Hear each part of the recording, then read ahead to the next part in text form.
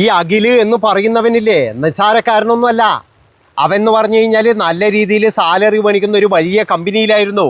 അതായത് അയാൾ നേവിയിലായിരുന്നു, മർച്ചൻ്റ് നേവിയിൽ എന്നാണ് പറയുന്നത് കേൾക്കുന്നത്. അങ്ങനെയാണെങ്കിൽ എന്ന് പറഞ്ഞു കഴിഞ്ഞാൽ ഒരു 3-4 ലക്ഷം രൂപയൊക്കെ സാലറി മേടിക്കുന്ന ഒരു മനുഷ്യനാണ്. അപ്പോൾ അയാൾ അങ്ങനെ ഒരു എന്താ പറയേണ്ടത്, നമ്മൾ വിചാരിക്കുന്ന പോലെ ഒരു കോമഡിയും കാണിച്ച് നടക്കുന്ന ഒരാൾ മാത്രമല്ല. ഈ പെണ്ണിനെ കാട്ടി എന്ന് പറഞ്ഞു കഴിഞ്ഞാൽ അത്യാവശ്യം സാമ്പത്തിക ശേഷിയും കാര്യങ്ങളൊക്കെ ഉണ്ടാക്കിയ ഒരു മനുഷ്യൻ തന്നെയാണ്. അതായത് ഇയാളെന്ന് പറഞ്ഞു കഴിഞ്ഞാൽ പിന്നെ ഈ മർച്ചൻ്റ് നേവിയിൽ ജോലി ചെയ്യുമ്പോഴാണ് ആ ജോലിയൊക്കെ മതിയാക്കി നാട്ടിലേക്ക് വരുന്നത്. അതിനു മുമ്പേ എന്ന് പറഞ്ഞാൽ വളരെ പാവപ്പെട്ട ഒരു കുടുംബമായിരുന്നു. ആ പാവപ്പെട്ട കുടുംബത്തിൽ നിന്നുകൊണ്ട് തന്നെയാണ് ഇന്ന് ഇയാൾ ഈ നിലയിലെത്തിയത്. അതായത് രാവിലെ 5 മണി മുതൽ എന്ന് പറഞ്ഞാൽ രാത്രി 12 മണി വരെ ഹാർഡ് വർക്ക് ചെയ്തിട്ടാണ് ഈ മനുഷ്യൻ ഇത്രയും ഇങ്ങനെ ഒരു നിലയിലെത്തിയത്. ഏതായാലും ഒരു 2-2.5 വർഷം മുമ്പാണ് ഈ പെണ്ണിനെ പരിചയപ്പെടുന്നത്. അപ്പോൾ ഈ പെണ്ണിന് കൃത്യമായിട്ടുള്ള മാസ്റ്റർ പ്ലാൻ ഉണ്ട്. കാരണം എന്താ അറിയുക, ഇതിൻ്റെ മനസ്സിൽ വേറെ ആരോ ഉണ്ട്. പക്ഷെ അത് പറയാതെ ഇതെന്ത് ചെയ്തു എന്ന് പറഞ്ഞു കഴിഞ്ഞാൽ ഇവൻ്റെ കൂടെ കൂടിക്കഴിഞ്ഞാൽ കുറച്ച് ഫെയിം കിട്ടുമല്ലോ. ആ ഫെയിമും കിട്ടും, കുറച്ച് ഇൻസ്റ്റാഗ്രാമിലും മറ്റേ ഫേസ്ബുക്കിലെല്ലാം കുറച്ച് ആളെയും കിട്ടും. അങ്ങനെ കുറച്ച് ആൾക്കാരെ ആക്കാൻ വേണ്ടിയിട്ട് ഇവനെ കല്യാണം കഴിച്ചത് ഒരു നാടകമാണ് എന്നാണ് ഇപ്പോൾ അറിയാൻ കഴിയുന്നത്. അതായത് ഇതൊക്കെ എന്ന് പറഞ്ഞു കഴിഞ്ഞാൽ ഒരു 1.5 വർഷത്തെ മാസ്റ്റർ പ്ലാനാണ്. ഇവൻ പലപ്പോഴും എന്ന് പറഞ്ഞു കഴിഞ്ഞാൽ കിടന്നുറങ്ങുമ്പോൾ വരെ ഇവൾ പുറത്തേക്ക് പോകാറുണ്ട്. അതുപോലെ തന്നെ എന്ന് പറഞ്ഞാൽ ഇവൻ ഷൂട്ടിങ്ങിന് അങ്ങനെയൊക്കെ പറഞ്ഞു പോകുമ്പോഴും ഇവൾ ഈ ബസ്സുകാരൻ്റെ കൂടെ കറങ്ങാറുണ്ട്. പിന്നെ PSCക്ക് അങ്ങാറ്റം എന്തോ ഒരു പിന്നെ കോഴ്സിനങ്ങാറ്റം ചേർന്നത് തന്നെ ഈ ബസ്സുകാരനെ സ്ഥിരമായിട്ട് കാണാൻ വേണ്ടിയിട്ടും അവനുമായിട്ട് എന്ന് പറഞ്ഞാൽ സൊള്ളാനും വേണ്ടിയിട്ടുള്ള ഒരു പരിപാടി തന്നെയാണ്. ഇപ്പം നമ്മളെ നാട്ടിൽ കാണുന്നില്ലേ, കുറേ എണ്ണം ഉണ്ടല്ലോ ഈ തിന്നിട്ട് എല്ലിൻ്റെ ഇടയിൽ കുത്തിയ ടീമുകൾ. ഇവറ്റകൾക്ക് സൊള്ളാൻ വേണ്ടിയിട്ട് ഇവറ്റകൾ ആദ്യം കാണുന്നത് എന്താ അറിയുക, ഈ സുംബ ഡാൻസ് കളിക്കുന്ന സ്ഥലം, അതുപോലെ തന്നെ എന്ന് പറഞ്ഞാൽ ജിമ്മ് എന്ന് പറഞ്ഞിട്ടുള്ള പരിപാടിക്ക് പോക്ക്. പിന്നെ എന്ന് പറഞ്ഞു കഴിഞ്ഞാൽ ഇങ്ങനെ ഏതെങ്കിലും അതായത് കല്യാണമൊക്കെ കഴിച്ച് പഠിത്തമൊക്കെ നിർത്തിയതായിരിക്കും, എന്നാലും വെറുതെ ഇരിക്കണ്ടല്ലോ, ഭർത്താവ് ഗൾഫിലല്ലേ, ഏതായാലും പോയിട്ട് ഒരു കോഴ്സിന് ചേർന്നേക്കാം, അങ്ങനെ കോഴ്സിന് പോക്ക്. ഈ കോഴ്സിൻ്റെ പേരും പറഞ്ഞിട്ട് ഇവറ്റകൾ പോകുന്നത് ചിലപ്പോഴും എന്ന് പറഞ്ഞാൽ പാർക്കിലേക്കോ അല്ലെങ്കിൽ ബീച്ചിലേക്കോ. ഈ ഗൾഫിൽ പണിയെടുക്കുന്ന ഈ പാവങ്ങൾ ഇതൊന്നും അറിയുന്നുണ്ടാവില്ല. അതായത് വളരെയധികം മാസ്റ്റർ പ്ലാനോട് കൂടിയിട്ടാണ് ഇവരുടെ പോക്ക് എന്ന് പറഞ്ഞാൽ. പിന്നെ വേറെ ഒരു കാര്യം എന്ന് പറഞ്ഞാൽ ഇതിൻ്റെ അകത്ത് 10-23 വയസ്സുള്ള ആൾക്കാർ, പെൺകുട്ടികൾ ഒരു 10-40 വയസ്സുള്ളവന്മാരെയാണ് പ്രേമിക്കുകയും ചെയ്യുന്നത്. അതാണ് നിങ്ങൾ മനസ്സിലാക്കേണ്ടത്. ഇവറ്റകളൊക്കെ എന്ന് പറഞ്ഞാൽ ഒന്നിക്കലെന്ന് പറഞ്ഞു കഴിഞ്ഞാൽ താഴെത്തട്ടിൽ എന്തെങ്കിലും ഒരു ജോലി ചെയ്യുന്നതായിരിക്കും. കൃത്യമായിട്ട് ജോലിക്ക് പോയിട്ടില്ലെങ്കിൽ ഒരു പ്രശ്നമോ കാര്യങ്ങളോ ഒന്നുമില്ല. എന്താണെന്ന് വെച്ച് കഴിഞ്ഞാൽ ഈ സ്ത്രീകൾ എടുക്കുന്ന എന്തെങ്കിലും നക്കാപ്പിച്ച വാങ്ങിച്ച് അതുകൊണ്ട് ജീവിക്കുന്ന കവന്നക്കികളാണ് ഇവരുകൾ. അതായത് ഇവരൊക്കെ എന്ന് പറഞ്ഞാൽ ഇപ്പോൾ ഇന്നലെ നമ്മൾ കണ്ട ഒളിച്ചോട്ടമില്ലേ, അതായത് വീട്ടിലെ അരിയും ഗോതമ്പും വരെ എടുത്തിട്ട് മണ്ണെണ്ണ വരെ എടുത്ത് ഓടുന്ന ഒളിച്ചോട്ടോ, ഇതേപോലത്തെ ടീമുകളാണെന്ന് പറഞ്ഞാൽ വളരെയധികം സൂക്ഷിക്കണമെന്ന്. നമ്മൾ വിചാരിക്കുന്ന പോലെ എല്ലാവരെയും നമ്മളങ്ങ് വിശ്വസിക്കൊന്നും വേണ്ട. നല്ല രീതിയിൽ എന്ന് പറഞ്ഞാൽ ഭർത്താക്കന്മാരെ പറ്റിക്കുന്ന ഒരുപാടെണ്ണം ഇപ്പോഴും ഉണ്ട്. ഇപ്പോൾ ഇന്നലെ ഇപ്പോഴും എന്ന് പറഞ്ഞു കഴിഞ്ഞാൽ ഈ ഒരു പിന്നെ ഒളിച്ചോട്ടത്തിൻ്റെ ചിത്രം വന്നപ്പോഴും പലതിൻ്റെയും മൈൻഡിൽ ഇതായിരിക്കും, ഓ ഇവൻ്റെ ഭാര്യ ഒളിച്ചോടിയിട്ട് ഇത്രയേ ഉള്ളൂ, എന്നാൽ പിന്നെ ഒരു കാര്യം ചെയ്യാം, നമുക്കും കൂടി അങ്ങ് ഒളിച്ചോടിക്കൂടെ, നമ്മളും കൂടി ഒളിച്ചോടി കഴിഞ്ഞിട്ട് എന്നാ സംഭവിക്കാനുള്ളത് എന്നുള്ള തരത്തിൽ കുറേ എണ്ണമെങ്കിലും ഇന്നലെ ആ ഒരൊറ്റ സീനോട് കൂടിയിട്ട് ഒളിച്ചോടാൻ വേണ്ടിയിട്ട് തയ്യാറായി നിൽക്കുന്നുണ്ടാകും. അതുകൊണ്ട് എനിക്ക് പറയാനുള്ളത് പാവപ്പെട്ടവന്മാരോടാണ്, നിങ്ങൾ അമിതമായിട്ട് വിശ്വസിക്കരുത്. ഈ അഖിൽ NRDക്ക് എന്നൊക്കെ പറഞ്ഞു കഴിഞ്ഞാൽ ഇവന് സംഭവിച്ചെന്താ, ഇവൻ്റെ ഭാര്യയെ അങ്ങനെ നല്ല രീതിയിൽ വിശ്വസിച്ചു. പക്ഷേ കുറേ നാളുകളായിട്ട് ഇവരുടെ ജീവിതത്തിൽ കുറച്ച് പ്രശ്നവും കാര്യങ്ങളൊക്കെ ഉണ്ട് എന്ന് ഇവൻ്റെ ഇൻ്റർവ്യൂ കാണുമ്പോഴും മനസ്സിലാകുമായിരുന്നു. അതിന് എല്ലാവരും പറയുന്നതെന്ന് പറഞ്ഞാൽ അവൻ അങ്ങനെയാണ്, അവന് കഴിവില്ല, അവൻ ഇതില്ല. എൻ്റെ പൊന്നു മക്കളെ, ഇത് അതൊന്നുമല്ല.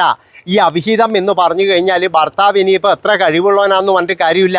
ഈ അവിഹിതത്തിൽ പെട്ടു പോകുന്ന പെണ്ണുങ്ങളെന്ന് പറഞ്ഞു കഴിഞ്ഞാൽ കണ്ണും മൂക്കും ഇല്ലാത്ത ടീമുകളെ ആയാലും അല്ലെങ്കിൽ എന്ന് പറഞ്ഞാൽ അതുപോലെയുള്ള വേട്ടാവളിയനെ ആയാലും അവരെയൊക്കെ എന്ന് പറഞ്ഞു കഴിഞ്ഞാൽ സ്നേഹിക്കുന്നത്.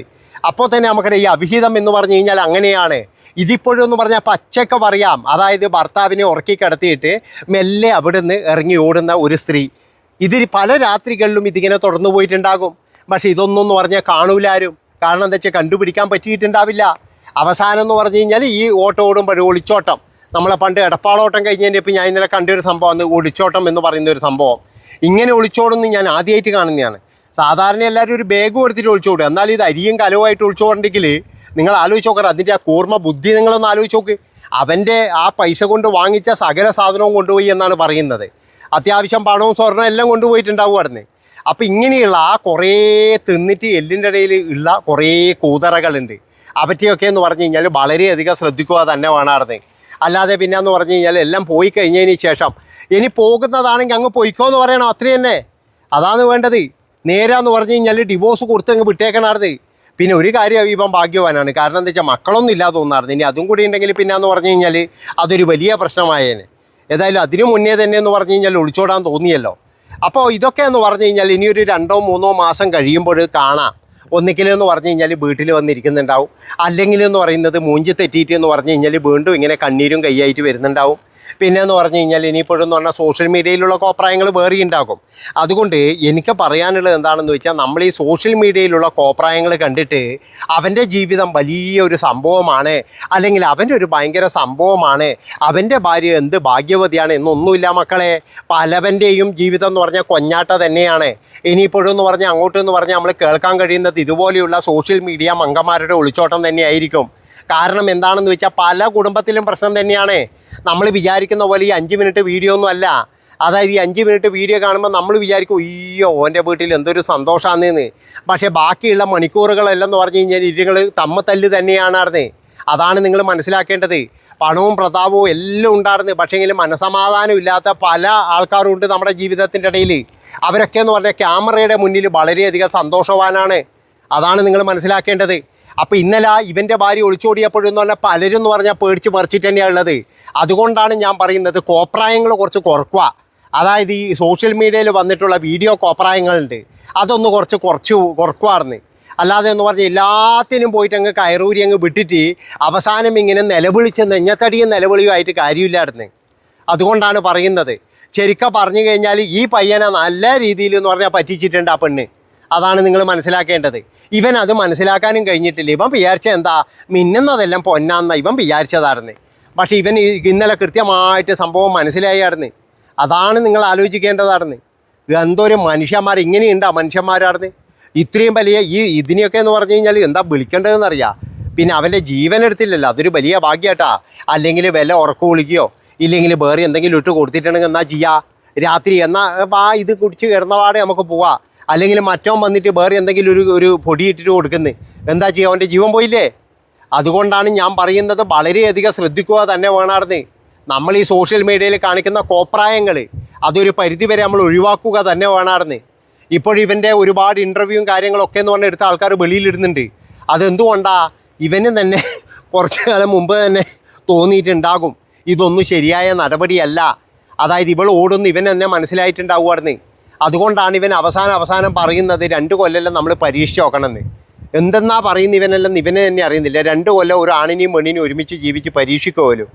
എടാ അതിന് വേറെ പേരാ പറയില്ലായിരുന്നു, അല്ലാതെ വേറെയൊന്നും അല്ലായിരുന്നു. ഇവിടെ കുറേ എണ്ണം എന്ന് പറഞ്ഞു കഴിഞ്ഞാൽ പരിഷ്കാരികൾ വന്നിരിക്കുന്നതായിരുന്നു. അതുകൊണ്ടാണ് ഇവനൊക്കെ ചില സമയത്തൊക്കെ ഇങ്ങനെ അനുഭവിക്കേണ്ടതെന്ന് ഞാൻ പറയുള്ളൂ. നന്ദി, നമസ്കാരം. സൂക്ഷിച്ചോ മക്കളെയായിരുന്നു. ബൈ.